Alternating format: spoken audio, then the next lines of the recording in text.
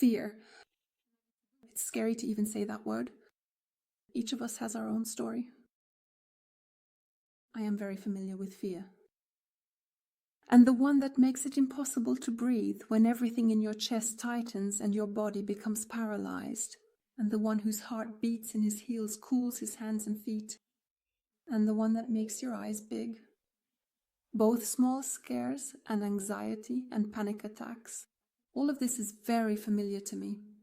Over the past 3.5 incredibly challenging years, I have learned even more profoundly about the true nature of fear, allowing a truly great amount and a wide variety of its manifestations to pass through my very heart, my soul, my mind, and my entire being and body. And it has left many scars. There became so much overwhelming fear in my life that I truly wanted to look much deeper into it and fully understand precisely what it is, how to effectively endure it, how to completely get rid of it, and what exactly to do to make it a helpful servant rather than a demanding master. I began to search and discovered that countless books and scientific works have been written about fear, from ancient times to the present day. All classical psychologists, esotericists, philosophers, and religious thinkers talk about fear. There are numerous practices that are offered to help stop fear from blocking your life. And I want to figure all of this out, and I'll be sharing everything I learn with you. That includes books, research, films, and practices. We will look at fear from every perspective, from different eras and cultures. We'll endeavor to break it down in very simple terms, piece by piece. We'll look fear directly in the eyes, deep into its very soul, into its innermost heart, so that we stop being its helpless slaves and instead make it our willing servant, perhaps even our trusted friend.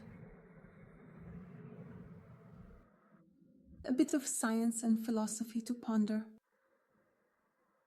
The Stoics identified 4 basic passions and believed that fear, or phobos, is the impulse to avoid future evil. Epicurus wrote in his letters that death should not trouble us because as long as we exist, death does not.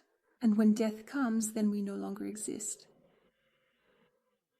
In the 19th century, William James and Carl Lang proposed the theory that emotions arise after bodily reactions. That is, we do not tremble because we are afraid. Instead, we are afraid precisely because we tremble. Paul Ekman showed that fear is one of the 6 basic universal emotions, and it arises automatically as an evolutionary defense mechanism. We do not consciously choose to experience fear, but we can certainly choose what actions to take concerning it. Back in the 9th century, the scholar al-Balkhi described phobias and proposed both rational and spiritual approaches to treating them. These were early prototypes of cognitive therapy. This demonstrates a desire to understand and overcome fear, something that has accompanied humanity for millennia. What's next? I invite you to join me on this journey.